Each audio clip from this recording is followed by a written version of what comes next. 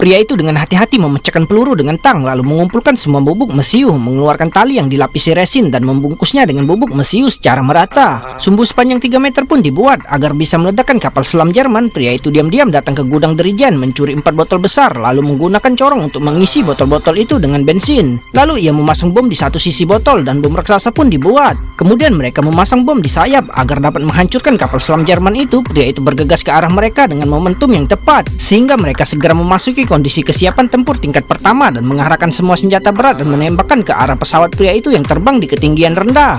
Hal ini juga membuat pria itu benar-benar marah. Ia bertekad untuk meledakkan mereka sampai mati. Kemudian pria itu mulai menghitung waktu dan menyalakan sumbu buatannya terlebih dahulu. Saat ia sampai di atas kapal selam Jerman, pria itu langsung melepaskan tali jaring yang mengikat bom tersebut. Dengan suara ledakan yang memekakan telinga, bahkan pohon-pohon di sampingnya hancur berkeping-keping dan akibat bagi tentara Jerman tidak dapat dibayangkan. Namun pesawat pria itu sayangnya terkena bom. Untuk menyelamatkan hidupnya, pria itu harus melakukan pendaratan darurat di tengah sungai. Tepat ketika ia senang mengira karena telah meledakkan kapal selam Jerman, kapal selam Jerman itu tidak hancur, tapi juga diam-diam mengikutinya ke pulau itu. Untuk membalas dendam, tentara Jerman tidak hanya melancarkan pembantaian gila-gilaan terhadap penduduk desa, tapi juga meledakkan pesawat pria itu. Kemudian puluhan dari mereka bergegas ke pulau itu dengan senjata masing-masing dan mereka bertekad untuk menangkap pria itu dan memukulinya sampai mati. Namun mereka mencari selama beberapa jam berturut-turut dan tidak menemukan jejak pria itu.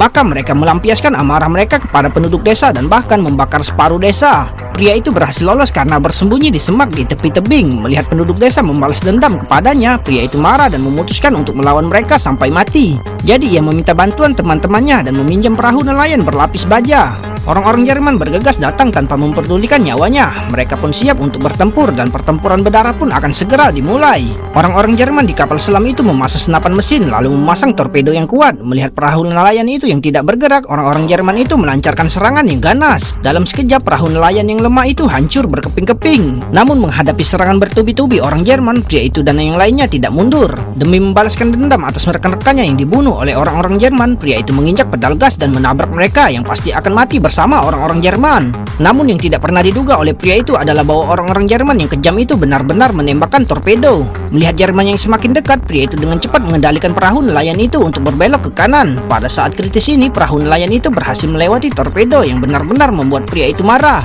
Dan ia langsung menabrak orang-orang Jerman itu lagi. Agar tidak mati bersama-sama, sang kapten Jerman dengan cepat memerintahkan anak buahnya untuk menyelam dengan cepat. Meskipun pria itu mengemudikan perahu nelayan itu dengan sangat cepat, mereka tetap lolos ke dalam air. Ternyata pasukan Jerman itu menyelam terlalu cepat dan terperosok ke dalam lubang gelap yang penuh lumpur dan pasir.